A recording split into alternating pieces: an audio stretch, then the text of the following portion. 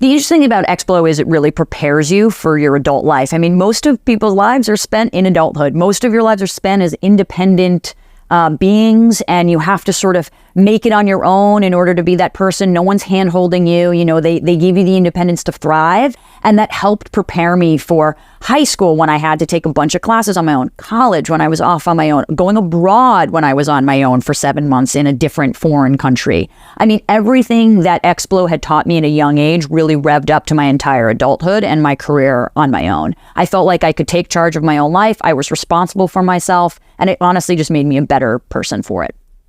Now in life, I'm sort of a jack of all trades. So I was an NBC page. I gave tours of NBC like Kenneth from 30 Rock.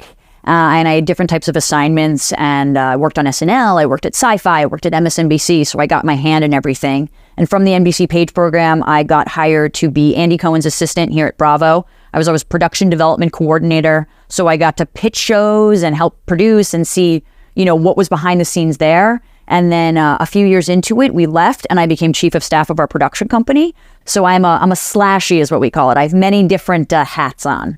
The biggest part about being in the entertainment industry, it teaches you about rejection. You know, not everything is going to be a yes to you in life. In fact, most things are going to be a no. 99.9% of the time, people are going to tell you no.